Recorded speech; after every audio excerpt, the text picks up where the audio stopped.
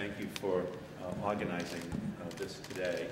I am proud to be standing here, Jackson Browne, Browne Nash. Not only are they all members of the Rock and Roll Hall of Fame, but they are also co-founders of Musicians for Safe Energy and have been persistent, consistent, and passionate and committed musical voices for a cleaner environment and a safe energy future here in America and around the world.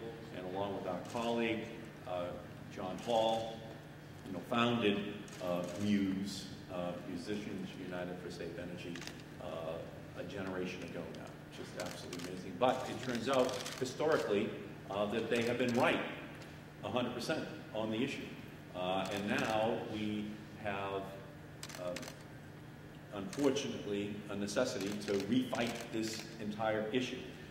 We are here today to speak out for an energy bill that has the potential to be the greenest, the cleanest energy bill ever passed by the United States Congress.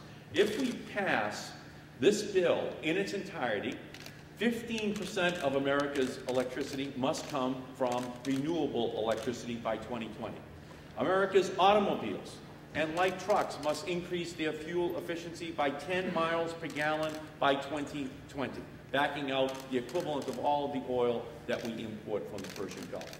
America's commitment to renewable fuels will soar from just gallons today to 36 billion gallons by 2022, more than half from new cellulosic sources. Our new buildings will have to meet new minimum energy efficiency standards. All new appliances will have to build to higher standards of efficiency, making hundreds of new coal and nuclear plants completely unnecessary. However, we are here today because there are some elements out there that are attempting to hijack this bill and to turn it into an automatic teller machine for the nuclear industry that is supposed to be standing on its own. The nuclear industry thinks that the problem of global warming is an opportunity to skip the normal process of seeking investors and instead seek out the federal treasury. But long before the world became aware of the dimensions of the global warming problem, it was well aware of the dimensions of the nuclear power problem. And all those problems are still with us. Those problems include a serious nuclear waste problem, a serious nuclear cost problem, a serious nuclear weapons problem, and a serious nuclear terrorism problem. And today, we would like to remind people that this industry has a serious tin cup problem.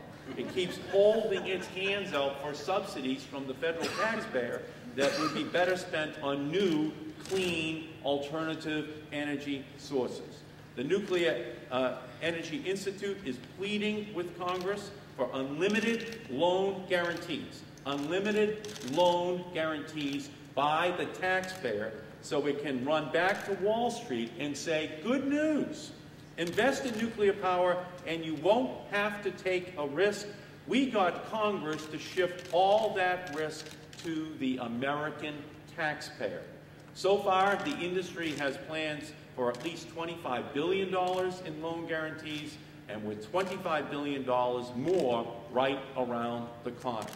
Should we ignore these serious nuclear problems while trying to solve global warming? Well, the CEO of Exelon says, the government may have fooled me on 17 reactors that I currently run, but I'm the one who will be foolish if I build a new plant without knowing what they're going to do with the spent fuel.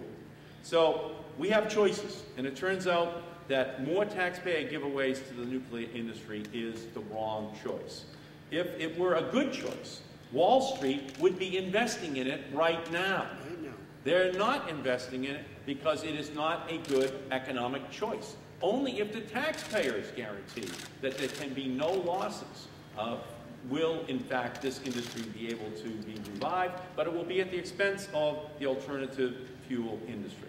So what do we have as alternatives? We have wind and biomass that do not emit radioactive waste, which poisons the planet for hundreds of thousands of years.